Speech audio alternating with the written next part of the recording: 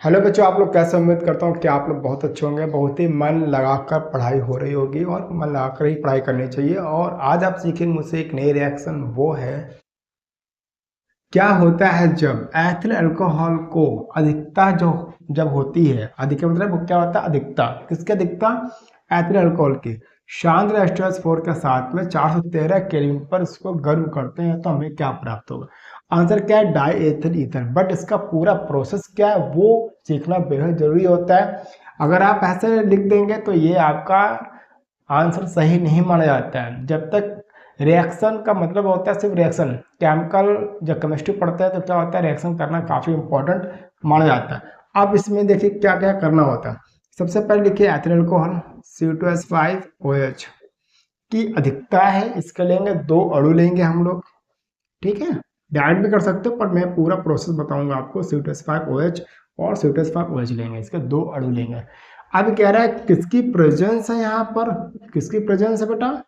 सांद्र H2S4 की presence है। कितना टेम्परेचर है? 413 केल्विन पर इसको गर्म करते हैं। क्लियर हो गया? अब गर्म करने पर हमें क्या प्राप्त होगा? डाई एथिल ईथर प्राप्त होगा। अब फिर से वही सवाल, क्या इसका फॉर्मूला आपको पता है? नहीं पता, चलिए मैं बताता हूँ। क्या होता है? C2H5O C2H5, ये होता है डाई एथिल ईथर। क्यों डाई एथिल ईथर हुआ? क्योंकि यहाँ पर जो इसका फंक्शनल ग्रुप क्या होता है? ROR होता है। क्लियर हो गया? ये आपका होना बेहद जरूरी होता है।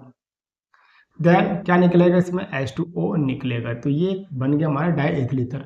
बट इसको हम लोग और इजी करेंगे। ये तो हो गया जो बच्चे बहुत अच्छा एक्सपीरियंस होता है, जिन बच्चों प्रैक्टिस अच्छी कर लेते हैं वो रिएक्शन ये कर लेते हैं।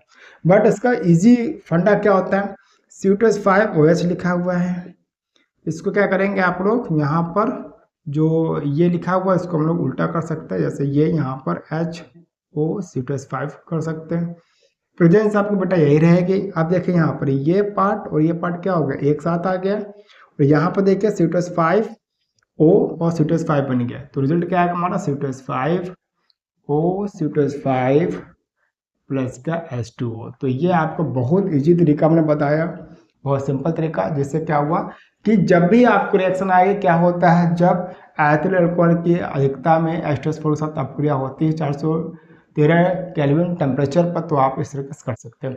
इनकेस क्वेश्चन क्या आता है कि एथिल अल्कोहल से डाई एथिल ईथर कैसे फाइंड करेंगे, तो आपको भी यही करना होगा। यानी एक रिएक्शन से हमने कितनी रिएक्शन सीखी? 2 रिएक्शन सीखी, तो एक साथ एक फ्री रिएक्शन मिली। तो आई होप कि आपको रिएक्शन बहुत अच्छे से समझ में आ गई होगी, कोई भी प्रॉब्लम नहीं हुई होगी। कोई प्रॉब्लम है तो कमेंट कीजिए, और आपको कोई भी रिएक्शन चाहिए, सीखना चाहते हो तो आप मुझे कमेंट पे बताइए, मैं आपको जरूर हेल्प करूंगा। मैं मिलता है नेक्स्ट वीडियो में। Thanks for watching.